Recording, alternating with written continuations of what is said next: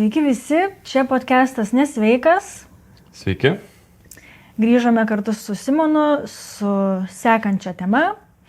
Ir pradžioje paprašysiu užsimerkti.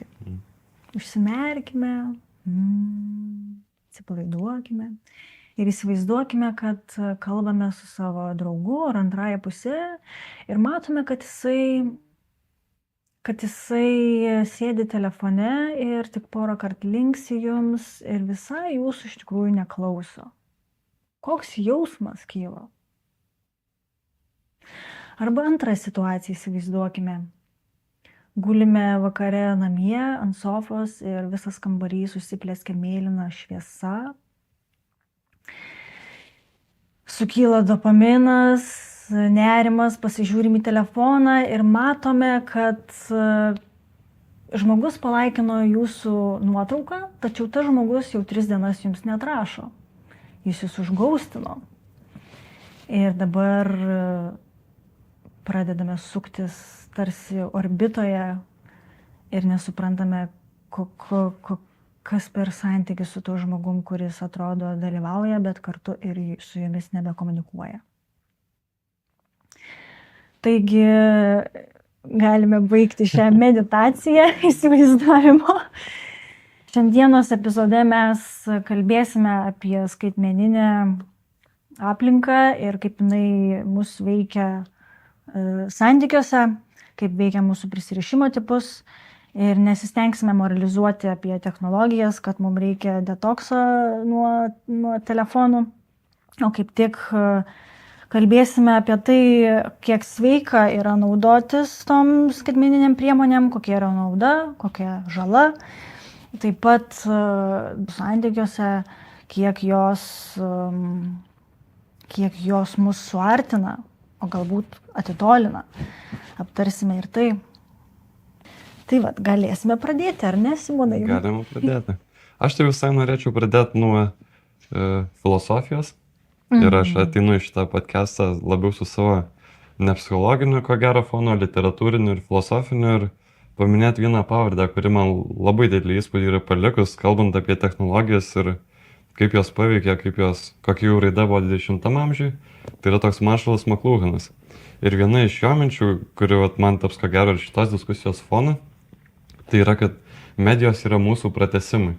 Kad dabar mūsų kūnai nesibaigia ties rankomis, ties pėdomis, o baigėsi kažkur, kur baigėsi galbūt net internetas, ar tai buvo džiunglės, ar jūra, ar kažkas toli, bet mes esam tiek išplėtę savo kūnus medijų pagalba.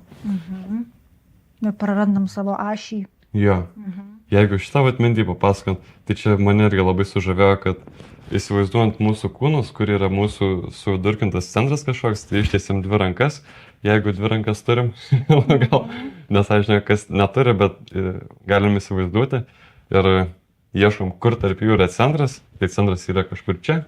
Jeigu žiūrim nuo galvos iki kojų, centras galbūt yra ties pilvu, bet tie žodžiai yra mūsų kūne. O kai technologijos yra taip mus išplėtusios ir mes galbūt dabar rankoje turiu šį telefoną, jeigu laikau telefoną čia ir ištiesiu kitą ranką, tai centras yra jau pasistūmęs šiek tiek. Taip. Jeigu aš rankoje laikau kompiuterį, jeigu laikau, nežinau, išmanų šaldytuvą, jeigu laikau kažkokį santykį su technologija, kuri yra dar toliau, Taip. Ar tai bus, nežinau, kokia nors išmani mašina, kuri kieme dabar stovi, tas mūsų centras visai bus nuo mūsų pabėgęs iš mūsų kūno į kažkokią kitą erdvę. Kažkur susividurkina kitur. Tai čia yra toks filosofinis fonas, kuris man kartu yra labai poetinis, aš sakyčiau, bet taip labai gražiai įveda, kad medijos vis dėlto padarė tą poveikį, technologijos padarė poveikį ir jos vienaip ar kitaip mus išbalansavo. Tai dabar mes ir turim tarsi ieškoti to balanso atgal ir kilo tokių problemų, kas yra vėlgi sveika, nesveika su tom technologijomis. Galbūt tas centras, galbūt jis ir toliau ir bus kažkur už mūsų, jeigu remintis to filosofo mintim. Ir gal tai yra viskas gerai, o galbūt reikia jį susigrąžinti į save.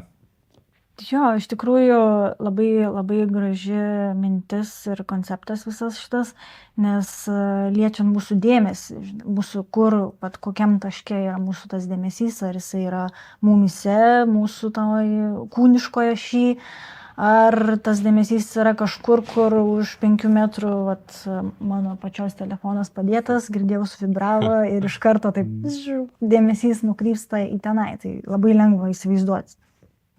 O jeigu sukonkretinant šią segmentą, tai yra tas pirmas klausimas, į kurį mes ir sieksim atsakyti, tai yra kokia yra nauda ir žala tų technologijų naudojimo santykiuose, ir ar romantiniuose, ar įprastuose. Ar turi kokių minčių? Jo. Kokia tau pirma mintis kyla, kai pagalvoji? Man tai dopaminas iš karto. Papasakos. Dopaminas iš tikrųjų labai dalyvauja šitam visam skaitmeniniuose santykiuose, ypač šiai dienai, kai dauguma ieškom santykių per Tinderį ar ten Bumble programėlės visas, tai visam tam dalyvauja dopaminas. Ir visa mechanika, tas braukimas, vaipinimas į šoną, į apačią, ieškojimas, jisai veikia pagal kintamojo atlygio tą grafiką, kuris yra naudojamas lošimo automatuose, ir tai yra pats toks labiausiai stipriausias elgesio valdymo ir netgi priklausomybę sukuriantis modelis, kurį psichologijos mokslas tai geriausiai yra, kaip sakant, pripažįsta, kad būtent jisai yra toks žalingas. O jis kaip atrodo čia, kai nežinai, kada gausi atlygį, nežinai, kada kokį atlygį gausi? Jo, nežinai, kada gausi, tu jo visą laiką tikiesi ir jo, tas neprognozuojamumas to atlygio tave labai traukia. Tu darai, bet tu nežinai, kada gausi, bet tave tas skatina toliau svaipinti, ieškoti ir tada, pažintiniai programėlėje tau staiga mečas ir tas momentas, kai tu sulauki to mečo, tau suteikia tokį gerą tą dopamino dozę, apdovanojimą, kas tave skatina labiau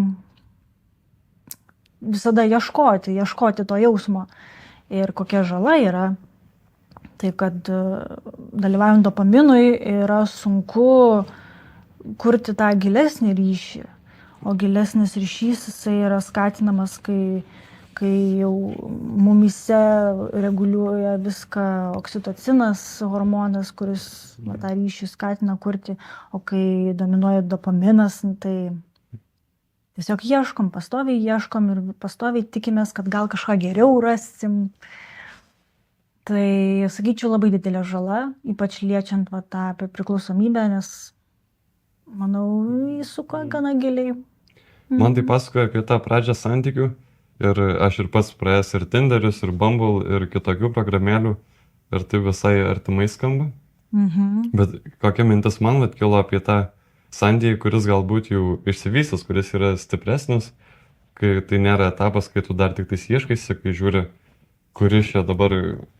kuris bus mečas, kuris nebus, tai gauni pranešimą, kad kažkas nauja žinutė atėjo, naujas žmogus parašė. Tai yra apie tą santykį ilgesnį ir galvoju, kad tuo pat metu tas lošimo automato principas jis gali sukurti kažkokį ir didelį norą ir būti tame, ir išlikti tame, ir ieškoti to, ir siekti. Bet jeigu žiūrint taip iš pozityvesnės pusės, tai man atsirado toks žodis spontaniškumas. Ir ką medijos padaro skaitmeninės, tai irgi ar tai bus romantiniai santykiai ar draugiški santykiai, tarsi mes bendrautume be medijų tik tada, kai esam susitikę. Bet kai mes nesam susitikę ir esam per atstumą kažkokį, atsiranda erdvė spontaniškai parašyti, pavyzdžiui. Parašyti, kad aš tavęs pasiilgau. Taip. Ir tai galvoju. Nenuspėjama. Nenuspėjama, tu nežinai, ką tu gausi, bet kai tu gauni, tai yra tikrai malonu ir ta tokia distancija, kuri yra tarp mūsų, kaip mes esame atskirai. Tų pačių principų iš esmės jie galima dalinai užpildyti. Jo. Ir tą santykį kartais gal net ir sustiprinti, kol tai netampa nuolatiniu to distancijos, bet artumo poreikiu, kažkokio konflikto. Tarsi kompensuoja tą atstumą. Taip. Tokį. Aišku, anksčiau tą parašymą kompensuodavo laiškai su tėvų laikais, bet dabar labai paprasta tą sukelt malonumą jausmą, stengiantis tą ryšį palaikyti, sukurti. Ir tai tampa tokios net ir santykiai naujas būdas dėti pastangas.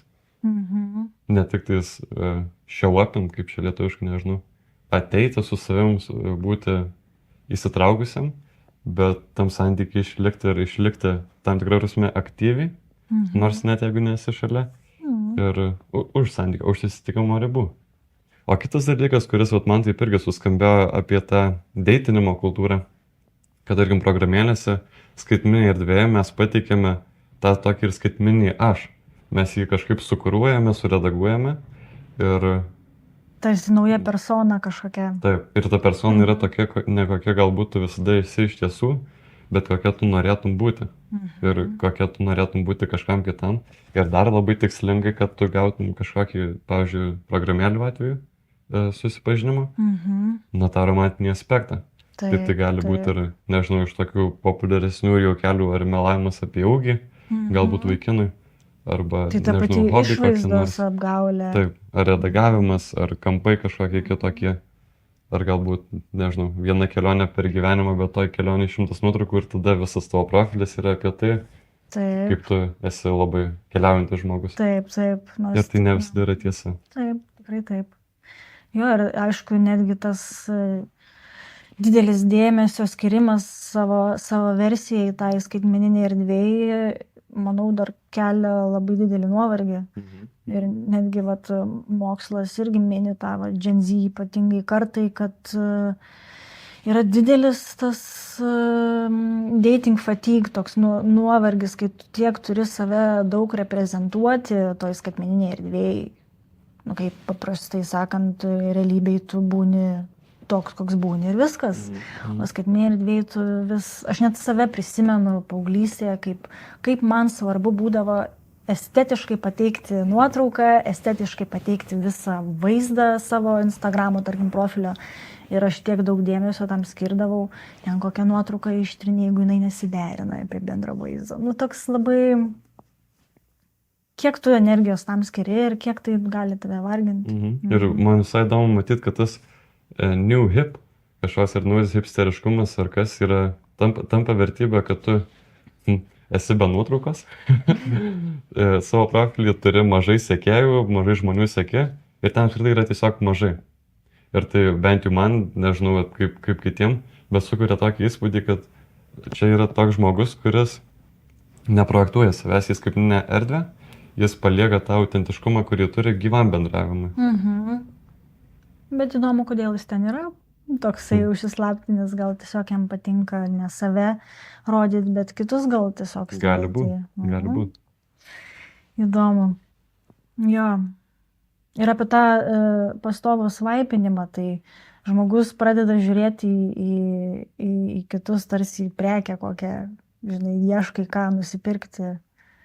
Tai čia apie tokį prieinamumą žmonių. Jo, tiek šimtai žmonių tiesiog kaip pasirinkimas tau kurti santykį, o psichologija biologiškai netgi sako, kad mūsų smegenys nėra pritaikytos iš tiek daug rinktis ir kurti tą gilesnį ryšį, o tai toks gaunasi paradoksas biški. Aš paradoksą matau visai ir tame, kad vienu metu, kaip tu sakai, tai yra tiesa ir aš su tuo prijaučiu, kad iš to didelio pasirinkimo ateina labai didelis ir nuovargis kartu, nes kiekvienam iš tų variantų kažkiek nori ar nenori atiduoti energijos, arba toj pačioj programėlėje, kiek aš kalbėsiu su draugais ir pačiam tekia, tai ten dažniausiai nevyksta principu, kad tu vieną žmogų išsirenki, su susirašinėjai, nepavyksta, bandai kitą. Tu vienu metu žongliruoji daug. Tai čia aš panašiai, kai dirbau klientų aptarnavimo srity ir mes ten irgi turėdavom 6 klientus vienu metu žongliruoti. Ir tu, kaip mus stebėdavo iš esmės, ar per ilgai nepaliekam kliento be atsakymo. Ir tas laikas buvo 20 minučių, kada klientas gali būti be atsakymo. Tai vadinasi, kad 20 minučių tarpe tu turi juos visus praeiti, tu turi visam atsakyti. Jeigu neatsakai, tu parašai, kad dar man reikia šiek tiek laiko. Ir tai visai skamba kaip ir tokiose programėlėse, kad tu žongliruoji, nes tai yra tiesiog efektyviau, kur per savaitę su 6 žmonėm pakalbėti ir nuspręsti apie juos, ar nori ar nenori. Ar po vieną žmogų į savaitę ir užtruksi 1,5 mėnesio. Na Taip, tai visai intuityvu ir logiška, bet tuo pat metu tai reikalauja daug energijos. Bet taip. apie tą prieinamumą žmonių aš galvoju, kad yra irgi ir kitas aspektas, kad kai kam tai kaip tik padeda. Ir kiek aš skaitęs ir girdėjęs ir bendravęs su žmonėmis iš tokių ar subkultūrų, ar marginalizuotų kažkokių grupių, tai yra, kad internetas padeda surasti žmonės, kurių nėra daug, su kuriais tu galėtum tapatintis. Kad jeigu tu esi iš mažesnio miesto ir tu, na nežinau, pavyzdžiui, muzikos, norėtum priklausyti metalo muzikos bendruomeniai, o tam mieste negroja metalo ir nėra tokių žmonių. Tai tu tada internete gali rasti tą bendruomenę ir Randi savo gentį jo. taip, ir jeigu ant Lietuvos yra mažai tokių žmonių ir jie yra pasibarstę, tai atsiranda erdvė susijungti. Jo, labai šiaip gera nauda. Tai net ir padeda žmonėms, kurie kokią krizę patiria arba netekę, yra gedėjimo procese ir neturi su kuo, vat, bendruomenės, su kuo apie tai kalbėti. O čia turėjau omeny ir tai apie artimus žmogus, pavyzdžiui, žmonės, kurie, na jeigu aš patiriu kažką sunkaus ir mano visi artimieji iš tiesų nėra arti. Taip ironiškai, bet jie, pavyzdžiui, užsienį. Nelabai Tai čia yra apie supranta. tokį Aha. sukonektinimą. Taip, nu, ta prasme, yra žmonių tavo, kurie gali stengtis tave suprasti, kai tu patiri kažkokią krizę ar sunkumą, bet kai kurie žmonės nemoka suprasti, tiesiog neturi įgūdžių tam. Ir yra vat, socialinė erdvė, kurioje tu gali ieškoti tos bendruomenės, kurie yra su panašia patirtim. Tai vat, bendra muzika, ar ten bendra kokia krizė, netektis, arba lyga sunkiai, ten vėžys koksai ir nežinau. Tai jo, va, tai labai padeda, manau, rasti tą tokį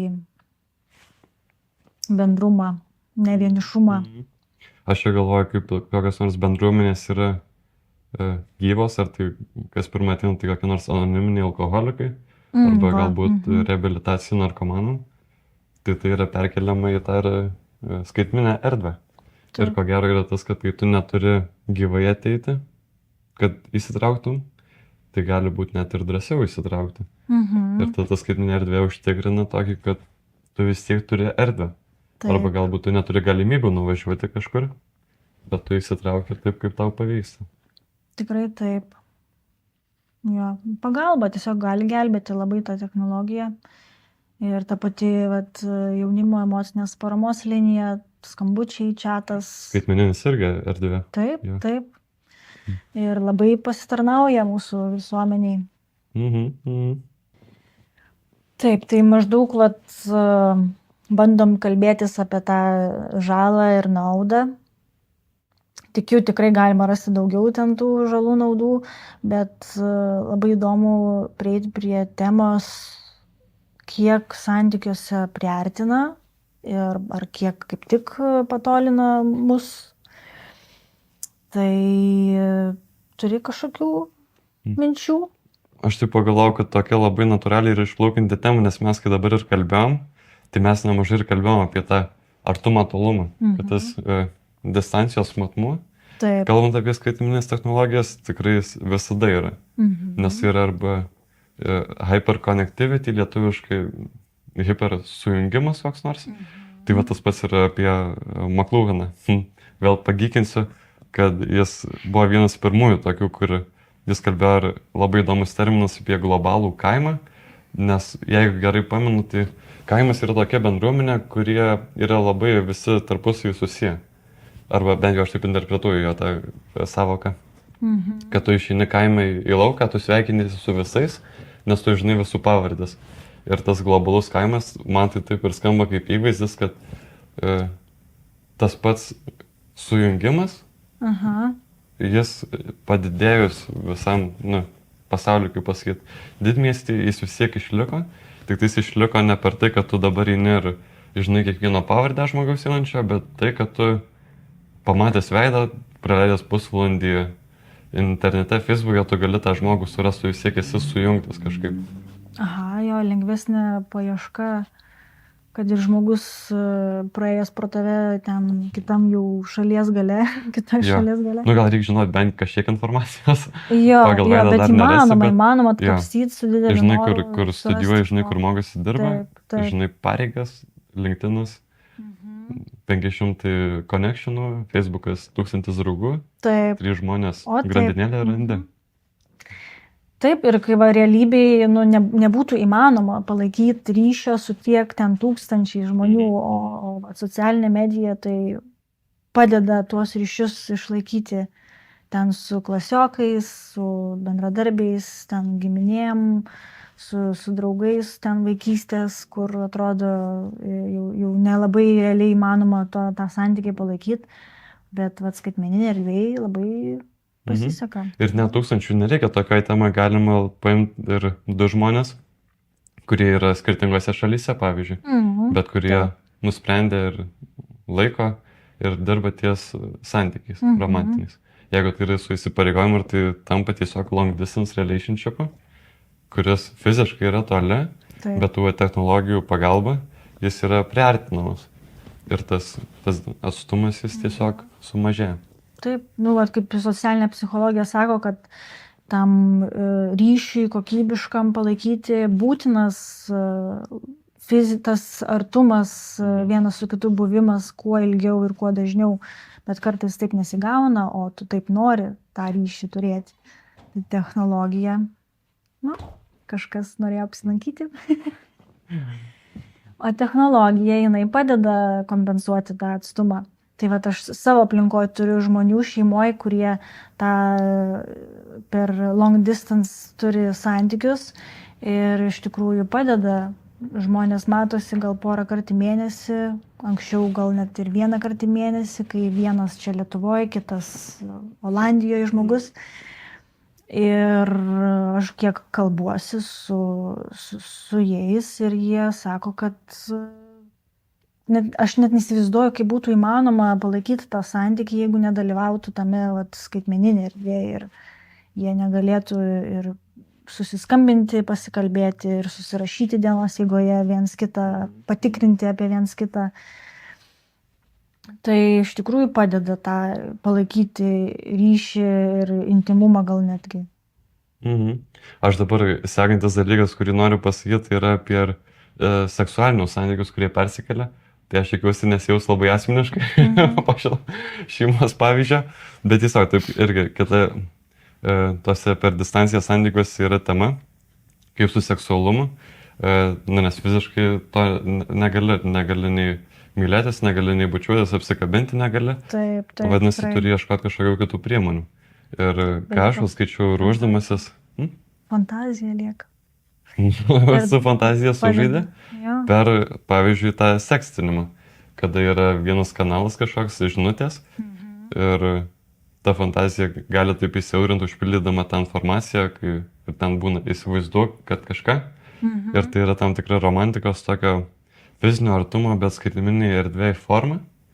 Ir mano paties, ką aš esu girdėjęs, gal ir iš to, kokioje aplinkoje užaugau, kad tai kažkaip su tokia neigiama nusita žiūrima.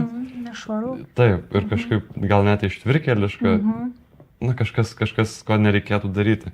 Bet bent jau tyrimai rodo, kad tam poram, kurios yra per ilgą atstumą, jeigu jos turi tą gerą santykį, tai ar seksinimas, ar nežinau kaip iš tiesų pavadinti, bet užsiiminėjimas masturbacija yra kažkokio tokio mutual savęs tenkinimo per atstumą susiskambinus, tai tą santykį stiprina.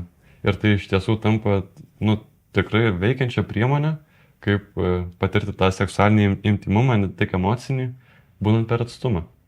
Taip, tikrai pritarčiau, galima įsivaizduoti, kad padėtų žmonėms tą intimumą palaikyti. Taip labai detaliai pristatai tą naudą, artumą, kurį sukelia technologija, bet taip pat yra ir kita pusė. Apart to, kad padeda kartu per technologiją bendraujant, tu nematai žmogaus kūno kalbos ir tai praranda tokį, gali prisidėti prie tavo empatiškumo nebuvimo, tarsi nužmogina žmogų, kad tu su juo chatini, per programėlę ir tu nematai jo kūno kalbos, negirdi jo emocijos kalbant. Ir tarsi tas žmogus toks kaip skaitmeninis personažas, į kurį tarsi net ne taip įtraukia emociškai tave į pokalbį. Taip. Netgi savanoriaudama jaunimo linijoje besimokindama pamačiau skirtumą. Yra chatas ir yra skambučiai ir kaip skambučio metu tu daugiau pamatai informacijos kalbant su žmogumi, kaip jisai jaučiasi, tu gali išgirsti nerimą, gali išgirsti liūdesį, o chato formatu tu viso to neturi. Tai sukelia didelį skirtumą. O man taip įdomu tada paklausti, o jeigu chatu, bet pavyzdžiui, jaunimo linijoje tas laikas limituotas yra, tai vis tiek negali kalbėti kiek nori, bet jeigu susirašinėji su draugu ir tas draugas, tikrai stengiasi detaliai ir dar, pavyzdžiui, susirašinėjant atsiranda galimybė naudoti jaustukus visokius. Tai jeigu su daug detalumo, ar gifai, ar kažkas, kaip manai, ar tada galima pasiekti tą vis dėlto artumo jausmą ir pajausti per tekstą? Manau, galima, bet vis tiek tas jaustukas, jisai gali būti interpretuojamas tavo visai kitaip, negu, pavyzdžiui, tas žmogus norėjo pateikti, besijausdamas.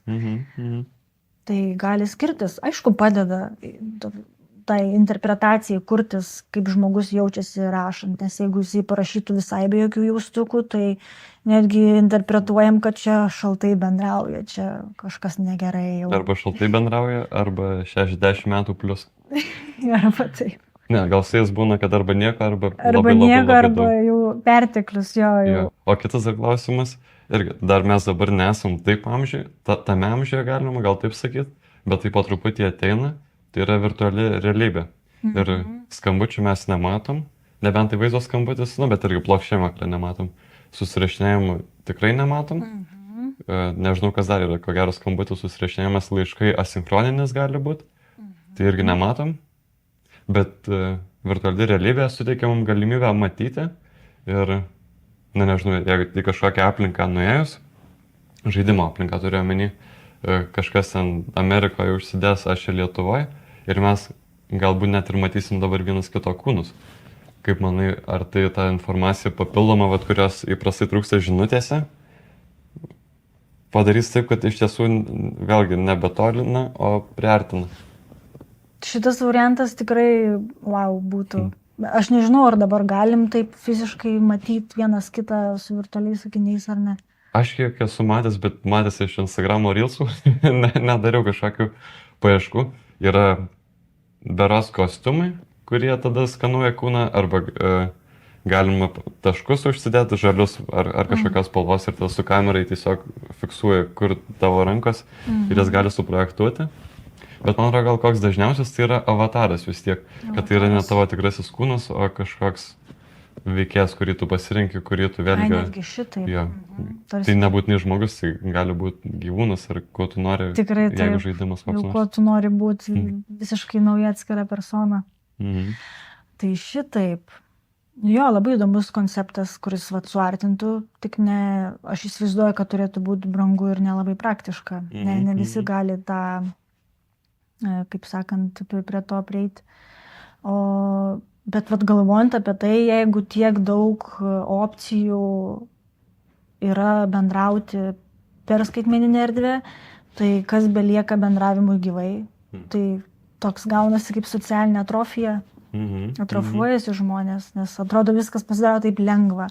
Čia ir dabar gali parašyti, paskambinti, tu gali vietoj susitikus, gali ir susirašyti, ir kažkaip, net nebūtina skirti laiko, resursų gyvam, tam tokiam tikram, galbūt nepatogiam, su kažkokiam nepatogiam emocijom, bendravimui, konfrontavimui žmonių. O nuotoliu tu viską surašai ir taip atrodo, atrofija tiesiog. Ir tikrai labai įdomiai tada man dabar susišaukė, nes kai aš ruošiausi kalbėti apie tai, nėra straipsnių daug, galbūt yra, gal aš jų nemačiau, kaip tinkamai išgauti tą kokybę iš bendravimo skaitmeninėje erdvėje. Dabar viskas atrodo tarsi pasisukia į kitą pusę, kad skaitmeninė erdvė tiek uždominavus, kad mes turime iš naujo mokytis ir prisiminti, kaip būti tam gyvam santykiui. Gyvam tikram santykiui. Jo, nes ypač per karantiną, kaip mus visus neišvengiamai įtraukia į tą visą skaitmeninį bendravimą, tai dabar ir kažkaip toliau žmonės tame jau pradėjo jaustis patogiai ir toliau tą naudoja. Dirba nuotoliu iš namų, jokių nebereik ofiso, jokių ten gyvų susitikimų, susirinkimų ir viskas nuotoliu vyksta. Aš dar ką labai noriu, jų temų pabėgo, bet ten yra toks puikus momentas mano gyvenime, nes aš studijuoju literatūrą ir labai didelė dalis mano. Ir problema su literatūra yra labai apie tai, kad kaip kalba išreiškia daugiau negu pati yra. Kad tie žodžiai, jie atrodo tik tais raidės popierėje, bet jie sukelia tokius stiprius jausmus. Ir dabar sujungus ir su tuo McLuhanu, tą pavardę, tai jis sakė, kad medija kitokia, kurią tu pasirinksi bendravimui, pavyzdžiui, ar tai skambutis bus, ar susirašinėjimas, ar laiškai butelį kokiam, kur po metų atidarai. Tai pačiai žinutė, kurią tu bandai ištransliuoti, nieko negali pridėti, ko ten nebuvo iš pradžių. Bet ką jie gali padaryti, tai parodyti kitus aspektus. Ir dabar per mano tas kelių metų patirtį jaunimo linijoje, aš ir į tuos pokalbius susirašinėjant, taip ir žiūriu, kad juose iš esmės trūks informacijos neverbalinės. Nėra tų kanalų, kurie suteiktų apie toną, galbūt apie susijautrinimą pokalbio, apie kaip tari ar lėtai, ar piktai, ar šaltai, ar tyliai, ar garsiai. Bet tai yra kita medija, kuri pagal tą McLuhaną atvertų kažką naujo, ką galima irgi tyrinėti. Ir man taip skamba, kad su tuo arčiau ir toliau, tai kaip tu pasirinksi matyti tą bendravimą tokį. Galbūt jeigu tu pasirinksi taip kaip galimybę pamatyti kažką daugiau, tai tave ir priartins tas susirašinėjimas. Ir tavo istorija, kurią aš tikrai labai, labai smagi buvo mano gyvenime, kai paėmiau Bukovskio poemą ir ji tokia visai trumputė, nežinau, 10 eilučių. Ir aš ją skaičiau, ji buvo labai paprasta, bet aš visiškai nesupratau, kodėl ji mane taip stipriai veikia, kodėl ji mane taip nuramina. Ir aš universitete turiu literatūros tutorę, su kuria mes dirbam, ir aš norėjau išmokti analizuoti tekstus geriau, ir aš nunešiau tą poemą jai ir parodžiau. Ir sakau, gal galim paanalizuoti, norėčiau išmokti. Ir jeigu gerai pamenu, tai pritaikė struktūralistinę analizę, tai žiūrėti į struktūrą, ar veiksmažodžiai, ar būdvardžiai, kokią spalvą jie turi, ko daugiau yra ar aš, ar tu įvardžių. Ir jie atliko tą analizę ir pradėjo vardinti, koks būdvardis, kokią emociją reiškia. Ir aš tai pagalvojau, kad jeigu taip besikreipiantieji jaučiasi čiate jaunimo linijos, tai tada mes darom gerą darbą. Nes aš pats jaučiausi taip suprastas ir kur tai nebuvo nei tekstas, kurį aš parašiau, tai buvo tiesiog tekstas, kuris mane veikia ir kitas žmogus perskaitęs tekstą perskaitė mane. Tai man čia yra labai apie artumą man literatūrą kaip tokia jau arti. Tai ir šita tema va to medijuoto bendravimo žinutėmis, na poema tai tikrai toli nuo žinutės, ar toli nuo skambučio, nes poema tokia intencionaliai išdirbta, skambutis, žinutė yra gyvas bendravimas, paprastas, bet atveria ir tokių vietų, per kurias mes galim priartėti taip, kaip galbūt, kaip ir McLuhanas sakė, kita medija nepriartėtum, galbūt ne taip, kaip ne visada gyvai priartėtum. Jo, ir bet kokius žodžius parinksi, kokia kalba, ar aš, ar tu kalba kalbėsi, ir kokius tos būdvardžių žodelius parinksi. Ir jo, labai good point. Ar yra tau gal tekę tada kokią nors patirtį iš savo pusės, kada pajausum, kad susirašinėjimas ar kažkokia kita negyva medija, skaitmeninė medija galbūt veikia geriau negu kažkas kito tuo metu būtų veikia gyvas bendravimas? Ką aš jaučiu, tai kaip minėjai, labai tas turi daug laiko apgalvoti, ką rašyti ir kaip rašyti. Teisingai.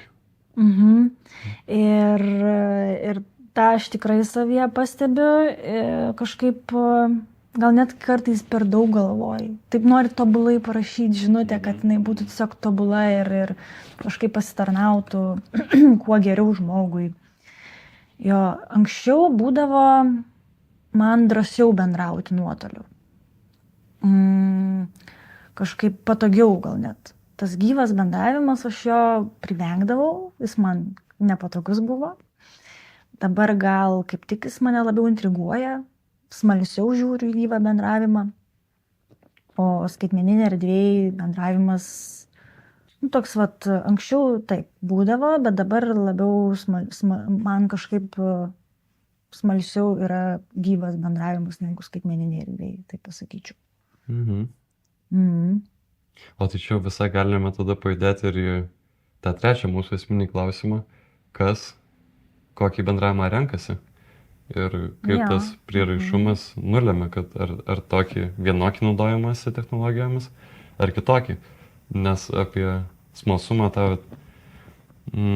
ką aš skaitinėjausi šitai temai ir pats susipažinau ir radau nemažai dalykėlių ir apie save, skaitydamas apie nerimastingą prieraišumą, su kažkuo tapatinausi prie vengiančio prieraišumo, tai yra su technologijomis, kad lygiai tiek pat jie galimybių atveria jos, bet kaip tu minėjai tą redagavimą, patikrinimą dar kartą, tai gali, taip sakant, įgalinti tam tikrus elgesio modelius, kurie nėra saugus.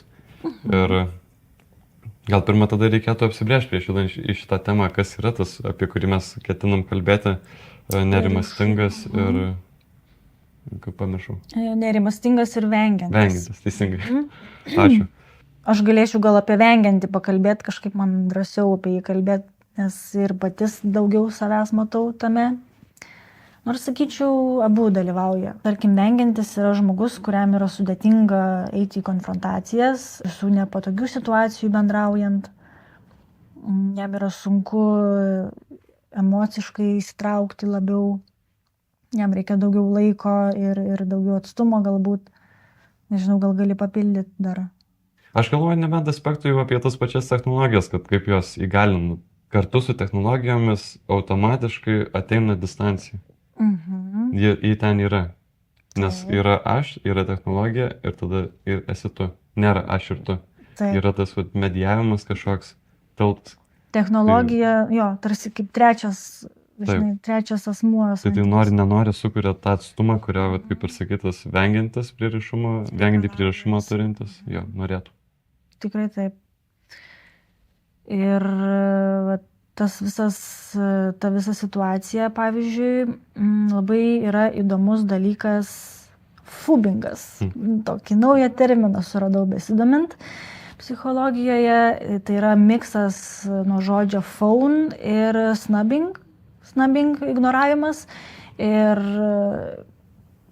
įprastai psichologijoje, kai tarkim bendrauji su žmogumi ir matai, kad jisai tave klauso, bet tave girdi, bet neklauso. Pseudoklausimas jis vadinasi, ar ne? Ir jeigu tame dalyvauja telefonas, pavyzdžiui, aš galiu ir iš savo patirties pasakyti, kad labai mėgėja su detaliai atreflektuojant save, pasakoti apie savo dieną ir taip toliau. Ir kartais atsiduriu tokioje situacijoje, kai mano partneris jisai sėdi telefone. Mane labai tas, aišku, sunervina. Tai dabar aš sakau jam, kad tu naudoji prieš mane fubingą. Fubingas, toks juokingas žodis, bet tai yra reali problema. Šiuo atveju vengiantis prieraišumo stilius, jisai gali labai lengvai atsitraukti nuo tų visų santykių. Įlysti telefoną, gyvai bendraujant, tarkim, tai yra saugi jo aplinka būti nebeliečiamu. Arba, tarkim, toj pačioj skaitmeninėje erdvėje bendraujant ir kalbant apie ghostingą. Kai bendrauji ir staiga žmogus tave tiesiog užgaustina, tau nebetrašo ir nebeatsako. Ir manau, kad tai daugiau pasižymė tas vengiantis prieraišumo stilių žmogus, kuris vengia tos konfrontacijos ir jam, tarkim, būna nemalonu užbaigti santykį. Todėl jis pasirenka savo lengvesnį kelią, tiesiog bats ir nebėra. Ir tie 3 taškeliai judantys jau išnyksta ir nebeatsiranda daugiau. O tas momentas man įdomus, kai sakai, tarkim, mes esam dviesi dabar ir tu naudojasi telefonu ir tada tą situaciją pasakai, kad tu būtum tas avoidant, kuris išvengia kažkokio kontakto. O tada klausimas man, O kaip, jeigu aš būčiau šitam, jeigu mūsų santykiai avoidant ir matyčiau, kad tu naudojasi telefonu, kaip manai, kokia tada būtų reakcija to žmogaus, kuris turi vengiantį prieraišumą? Kuris turi vengiantį prieraišumą, aš manau, kad tada gali, kadangi bandžiau paminėti, kad abu prieraišumo stiliai gali pasireikšti priklausomai nuo santykio ir nuo situacijos, tai bandant įsivaizduoti, jeigu tau yra svarbu dalintis su žmogum ir kad tave išklausytų, nors tu esi įprastai vengiantis, bet jeigu tu daliniesi ir tavęs neklauso, fubingas, ir tau kažkokia vis tiek frustracija kyla ir tu pradedi nerimastingai jaustis, nerimas padidėja ir tu pradedi, kaip sakant, arba tu nori sužinoti, kodėl žmogus tavęs neklauso, arba tu kaip tik neklauso, tai tada aš ir užsidarysiu ir nutrauksiu santykį, tada neverta net tą santykį toliau kurti. Tiesiog. Apie šitą antrą variantą aš niekada taip ir nebuvau iš tiesų įsigilinęs, ką reiškia vienas arba kitas.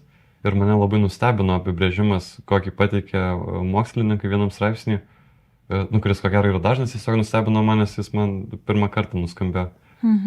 Tai kad tas vengiantis žmogus, jis savo mintyse, tarkim, toj situacijoje, kad tu naudojasi ir mane tai netenkina kažkuo, tai aš pakeisiu vertinimą tavo į negatyvesnį, kad aš, tarkim, pagalvosiu, o tu priklausoma nuo telefono ir tai man padės, tokia tavo dabar nauja neigiama savybė, atitolti nuo tavęs. Jo, labai gražiai pasakei. Būtent, manau, gali būti tokia situacija. Net atrodo, žmogui nebereikia jokių papildomų jėgų skirti, kažką aiškintis. Ai, ir nereikia. Jo. Tada jeigu pažiūrės, kaip elgtųsi arba kaip elgesi nerimastingą prieraišumą turintis žmogus, tai šitas prieraišumo tipas, ką aš radau, gal ir tu dabar galėsi papildyti mano apibrėžimą, kad tai toks prieraišumo tipas, kai minimalūs tokie visai mažyčiai kažkokie ženklai, kad santykis gali griūti ar kad kažkas yra ne taip, tie žmonės labai atidūs tokiem ženklam ir tik tais juos pastebėję, jie labai daug pastangų įdeda, kad tarsi tą santykį grąžintų į pirminę būseną. Ir kodėl tai tampa, tai gali ta problema, nes tie ženklai iš tiesų retai būna tie ženklai, kurie jau signalizuoja, kad kažkas negerai. Tai, pavyzdžiui, technologijos, ką įgalina interpretuoti kaip tokius ženklus, tai yra ilgesnis neatsakymo laikas. Tai yra, jeigu vakare partneris antrą pusę parašo labanakt, įprastai rašo su širdutė, o tą vakarą parašė be širdutės. Ir tam kažkas negerai. Taip, kad kažkas užpyko. Jo, tu pyksti. Ir tada ateina nerimastingumas iš to prieraišumo stilių. Ir kažkoks vidinis disbalansas, tas nerimas. Jo. Ką turi apibrėžimą papildyti? Aš tai manau, kad labai puikiai apibūdinai. Jo, pastoviai ieško to patvirtinimo, pastoviai interpretuoja, kad ir minimaliausius ženklus, kad kažkas negerai čia gali būti ir viskas yra apie mane, aš kažkaip blogai čia, kažkas jau, žodžiu, kažkas negerai ir neduoda ramybės su savo tuo nerimastingu santykiuose savo partneriui. O man dabar tokia net ir lentelė mintyse. Jeigu mes panalizuotume fubingą per šitus prieraišumo stilius, tai mes turim vengiantį. Ir tarkim, jeigu tu laikai telefoną ir tu taip išvengi kažkokio į telefoną įlįsdama diskomforto santykiai. Aš taip supratau, ne? Gali būti toks variantas, žinoma. Ok. Tada sekantis variantas yra, jeigu aš esu vengiantis, bet tu laikai telefoną, tai greičiausiai tada to pasiekmė bus, kad aš numoju ranką, nes manęs tai netenkina, bet aš to ir nesprendžiu, aš atsitraukiu verčiu, ne? Taip. Ir tada kitoj pusėje, kaip būtų su nerimastingumu šitie. O su nerimastingumu, jeigu nerimastingas mato, kad partneris telefone ir jo neklauso, ar ne? Nerimastingas jisai pradėtų tikslintis, kas čia vyksta tikriausiai. Kodėl, ką tu ten davai kitam telefone, gal tu ten jau iščytini, gal tu ten jau išdavystę kažkokią prieš mane. Netgi kitokio levelio gali būti. Nu, čia kraštutinis gal atvejis, tą Jo, verta paminėti. Kas ten tau rašinėja, tu čia su kuo tu ten rašinėjasi, aš su tavim kalbu, tu manęs negirdi ir taip toliau. Ir čia dabar, ką sakai, tu tarsi apie tą kitą žmogų būtų, kad kas su tavim yra, bet šitas prieraišumas nerimastingas, jis ateina ir iš žemo pasitikėjimo savim. Tai ko gero, kai skaitminės technologijos įsiterpia ir sukelia tą nerimą, tai kyla ir mintis, ar aš kažką ne taip padariau ir tam tokiam 1-1 santykiai, tada gal aš pas kažko neužtektinai dėmesio rodžiau, kad tu dabar įlendai tą telefoną ir kad ta problema, tas nerimas kyla iš mano vidaus. Jo, arba gal aš neįdomiai pasakojau, gal aš nuobodus žmogus esu ir aš čia, ir jau prasideda visas negatyvių minčių srautas. O vengiantis turėjo tą pabėgimą į telefoną, tai dabar jeigu galvotume apie nerimastingą, kuris paima telefoną, kaip tai atrodytų, ar kaip man ar nerimastingas žmogus imtų telefoną kaip pabėgimą nuo kažkokio diskomforto? Labiau gal ties tikslu kažką patikrinti. Ar ten kokią savo dienotvarkę patikrinti, ar kažkas, kokie planai laukia, nes kyla nerimas, ar ten, tarkim, nežinau, ar būtent tam kontekste ties fubingu, bet aplamai pasitraukimas į tą socialinę mediją gali būti su tikslu planuoti kažkokį susitikimą su žmogum ir tikslintis, ar tikrai mes susitiksim, arba ar tikslintis, kur tas žmogus yra ir ką jis veikia ir kaip jis jaučiasi, kažkoks galbūt tas jau labiau giliau eiti į santykius, pasitikrinti vis, kur tas žmogus yra, ką jis veikia. Ir kažkaip, tas baimė prarast santykį gal. Tai aš apie fubingą ar galėsim jau tada užbaigti, nes aš jau patenkintas su savo lentelę, kurią mintys turi. Kad to gero su nerimastingumu netaip yra, nes pas nerimastingumas, jis eina su tuo priešdėliu į hiper. Kad tai yra kažkoks hiperaktyvumas, dėmesingumas, atidumas, o telefonų naudojimuose santykiai yra kaip tik ko gero pasyvumas, o ne aktyvumas.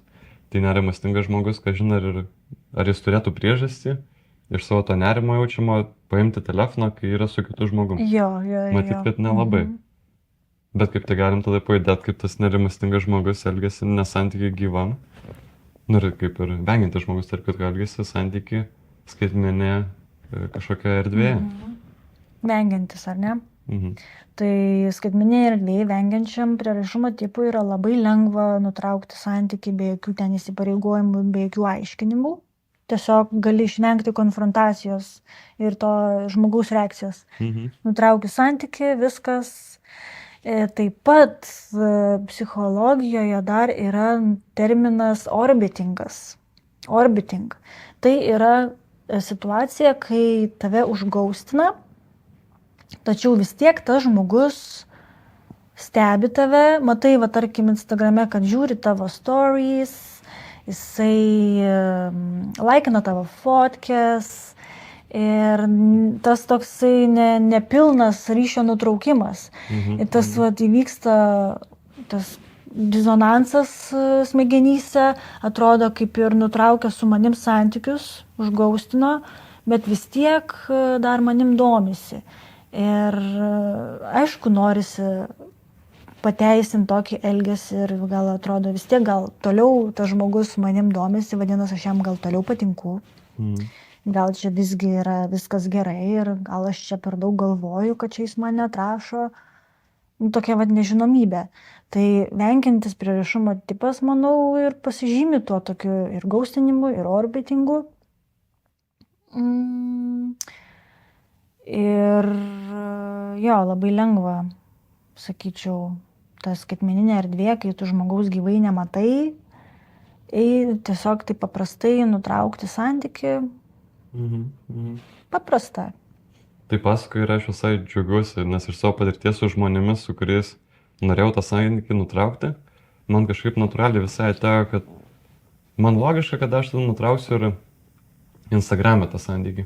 Instagramo santykio nutraukimas yra atfollowinimas. Ar kažkur Facebook'e, kad aš nebematyčiau to žmogaus. Ir ką girdėsiu iš draugų, iš pažįstamų, kad tikrai kai to santykio nenutraukia, tai dilgina kažkur viduj, kaip gabaliukas druskos ant žaizdos, kai kiekvieną kartą pamatai ar tą naują kažkokį istoriją, ar kažkokį įrašą. Aš visai džiaugiuosi, kad pas mane to orbitinimo kažkaip jis natūraliai nėra. Tai gal džiaugiuosi, kad aš ir netoks jau vengiantis. Geros žinios. Bet įsivaizduoju, kad tai tikrai sunku tiem, kurie tą patiria. Ta patiria, jo, ta tokia nežinomybė. Jo, ir dar kalbant apie tą nežinomybę, kai su tavim nutraukia santykius, vis tiek kiekvienas santykių nutraukimas sukelia skausmą ir reikia laiko išgedėti tam santykiui. Kai tave užgaustina, atrodo nebėra žmogui galimybės išgedėti santykio, kad santykis baigėsi dėl tos ir tos priežasties ir aš skiriu laiką papykti, paliūdėti, susitaikyti ir paleisti. Bet kai nėra tos priežasties, dėl ko su tavim užbaigė santyki, tave taip tiesiog užgaustino, tu pradedi interpretuoti ir prisigalvoti įvairiausių savo skaudžiausių paaiškinimų. Ir tai kelia labai didelį skausmą, kuris yra lygus, tas psichologinis, emocinis skausmas. Taip pat labai yra skausmingas kaip ir fizinis skausmas. O tu šitą temą gero daugiau skaitai, apie kokio brandumo santykį kalbam? Tas gaustinimas nutinka ar čia po pirmos savaitės, ar po pirmo mėnesio, ar po pusės metų? Tai aš manau, kokio brandumo žmogus dalyvauja santykiuose iš tikrųjų. Bet aš galvoju, kad dažniausiai atsitinka tas gausinimas tai pradžioje santykių, kai tu susipažįsti su žmogumi, pažindiniesi, ieškai informacijos vienas apie kitą, kažkokių bendrų dalykų ir staiga kažkas atsitinka, kas tau netinka. Ir tada patogiau yra užgaustinti, jeigu visi vengiantis toks jau. Ir jo. Man šitą, ką pasakoju, dar tokį, pažiūrint abstrakčiau, tai visi šitie dalykai jie ateina iš to žmogaus, kuris yra vengiantis. Tai yra jo rankose. Tai kitas žodis, kuris, manau, labai tinkamas į tokią temą, yra apie kontrolę santykio. Ir vengiančiam prieraišumo stiliui, va tiek aš skaičiau, ta kontrolė yra ganėtinai svarbi. Nes vengiančiam yra jautri ta intimumo tema, pažeidžiamumo tema. O pažeidžiamumas yra toks, kur tu, kaip aš jau pats taikau savo ir interpretuoju, tai kad jeigu aš pažeidžiamas, tai aš parodau tau save ir nekontroliuoju tavęs. Aš pasitikiu, kad tu su mano ta esme, kurią aš tau parodžiau ir kažkokiu vidiniais dalykais, dėl kurio aš buvau pažeidžiamas, aš nekontroliuoju ir tu pasielgsi tinkamai su tokiu pasitikėjimu. O vengiančiam ir pasitikėti yra sunkiau ir tas įsipareigojimas sunkiau ateina. Taip. Ir tas gaustinimas taip ir nutinka kaip kažkokia priemonė kontrolį gauti, nes yra iš jo ateinantis veiksmas. Jo variantas patogus. Bet kalbant apie kontrolę, tai puikiai pasitarnautų ir nerimastingam prieraišumo stiliui, nes tu pastoviai būsi, kaip sakant, čia santykiuose besitikslindamas, berašinėdamas, atrodo, bandai viską sukontroliuoti ir save, ir kitą žmogų, ir kaip tas kitas žmogus jaučiasi. O skaitmeninė erdvė, tas, tarkim, susirašinėjimas, susiskambinimas pasitarnautų ties tai kontroliai taip pat nerimastingam stiliui. Tai prisiminus, ką mes kalbėjome aną kartą apie mažas ir didelis problemas, tai tarp draugų ir medijose aš matau, kad tas double tekstinimas, kai tu parašai kelias žinutes nesulaukęs atsakymą pirmasis, yra priimama kaip toks juokelis labiau. Kad tai nėra kažkas, kas signalizuoja, kad tu jauti įtampas ir nerimą, bet tyrimuose, į ką atkreipiamas dėmesys, tai kad būtent tas dvigubas pakartotinis rašymas yra vienas iš ženklų, kad tu patiri tą nerimą ir tu išgyveni, ką reiškia būti prisirišus nerimastingai. Kad tu kažkas pamatai kažkokį ar ženklą, ar pavyzdžiui pirmą žinutę išsiuntė ir kaip jau ir minėjom, kad vienas iš ženklų, kuris gali suaktyvuoti tą prisirišimo sistemą, yra ilgesnis neatrašymo laikas. Taip. Ir išsiunti tą pirmą žinutę ir praeina valanda, gal valanda per trumpai, 3 valandos, o įprastai atrašydavo po valandos. Nu ir 3 valandos praeina, vadinasi, kažkas jau ne taip, to žmogaus, sakim, nes kažkas arba iš tos pusės blogai, arba iš mano pusės blogai. Taip. Ir tada rašai antrą žinutę. Tada rašai antrą žinutę. Tada rašai trečią, žinai. Double checkas, triple checkas.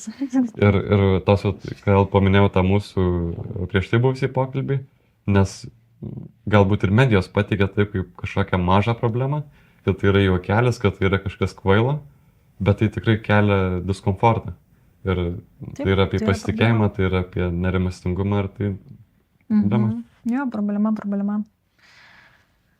Jo, tai va, tokios tokelės su tais neprieraišumo stiliais iš tikrųjų. Kalbėjom. Tai va, tai manau, galim kaip ir apibendrinti. Galim. Aš tai galvoju, gal jeigu įsivaizduotume, kad prieš mus dabar, nors ne prieš mus, tai čia gal keista, stovintį žmogus sunku įsivaizduoti, bet kažkokį mintysę žmogų, 2 žmonės, kad vienas yra vengiantis, o kitas yra nerimastingas. Ir gal po palinkėjimą jiems? Palinkėjimas. Jeigu yra sunku tą ryšį sukurti. Čia vengiančiam? Jo, vengiančiam. Kad jis gal jaučia nerimą gyvai bendraujant ir nežino, kaip ten kokį pokalbį palaikyti gyvai. Jeigu jau yra įsipatoginęs skaitmeninėje erdvėje ir jam yra sunku, tai yra psichologų sukurtos jau dabar ne viena serija tų kortelių pokalbių ir iš tikrųjų labai veiksminga šita priemonė pokalbiui. Tai palinkėjimas yra pasinaudoti kortelėmis? Tarkim, pasinaudoti kortelėm ir drąsos kurti tą tikrą gilų ryšį. Mano gal palinkėjimas tam vengiančiam būtų irgi taip, kai galvoju apie nerimastingą, ateina vienokios mintis, bet kai apie vengiantį, tai man yra kažkoks apie drąsą, apie paskatinimą. Tai aš tikiu, kad ir sunku ir iš to, ką atkalbėjome, ta skaitmeninė erdvė tikrai įgalina veikti pagal tą vengimo principą. Bet vengimo principas iš to, ką tu pasakoji, jis dažniausiai užsibaigia kontaktų nutraukimu. O tam, kad kontaktas būtų, tu jo nutraukti neturėtum. Jis turėtų tęstis, kad taip nebus, jeigu tu jį neįsigiliau. Taip, mano gal palinkėjimas tada ir vengiančiam tam žmogui yra. Drąsa man toks labai neempatiškas, būk drąsus. Tai aš sakyčiau, empatijos savo pasiliekant santykiai, kad tai nebus paprasta. Galbūt pamatyti save, kodėl vengi tų santykių, kodėl tau pasidaro staiga nepatogu ir kažkaip priimti save tame nepatogume ir gal kažkaip pasidomėti, kaip korektiškai, etiškai iškomunikuoti savo tą nepatogumą žmogui, kad būtų aišku. O nerimastingam, tai aš kaip yra tas vienas metodų, jeigu nežinai, ką daryti, tai įsivaizduoju, kad kitas žmogus yra tavo situacija ir patark jam. Tai aš nesakau, koks mano prieraišumo stilius, bet man nerimastingam žmogui patarti gal visai ir paprasta. Tai aš tam nerimastingam palinkėčiau prisiminti, kad svarbiausiai ženklai apie bendravimą nutinka gyvam bendravimui. Bent jau tai veikia man. O tai, kas nutinka skaitmeninėje erdvėje, tai yra svarbu ir tai dalis komunikacijos, dalis santykio. Bet tai tada aš sakyčiau mažesnioji dalis. Ir jeigu manytum, kad kažkas dabar yra labai rimto, ar tai sprendi pagal žinutes, ir turėjau manyti žinutes, kad nepasakė, kad dabar yra kažkas rimto, bet pagal tuos mikro ženklus, kuriuos tarsi matai, tarsi jų ten ir nėra, bet kažkur jaučiasi viduje, tai gal jūs galima laikinai bent šiek tiek atidėti į šoną, iki kol iš tiesų gausiu patirti ir paklausti, kaip tas žmogus jaučiasi gyvam pokalbį. Nes skaitmeninė erdvė leidžia daug interpretuoti ir su tom interpretacijom galima nusivažiuoti į lankas. Tikrai, išprotėti. O ką tu palinkėtum? Aš palinkėčiau irgi lygiai taip pat kaip ir vengiančiam išmokti iškomunikuoti savo nerimastingumą. Nes santykiuose su vengiančiu, kodėl dažniausiai atsiduria žmonės, vienas būna vengiantis, kitas nerimastingas, tai nes jie viens kitą tarsi tas savo papildo. Vengiančiam yra ko vengti, o nerimastingam yra dėl ko nerimauti, nes jo vengia. Tai tiesiog aiškiai ir be tokio kaip puolimo iškomunikuoti žmogui, dėl ko tu nerimauji ir galbūt tam dėl ko tam vengiančiam bus ne taip sunku,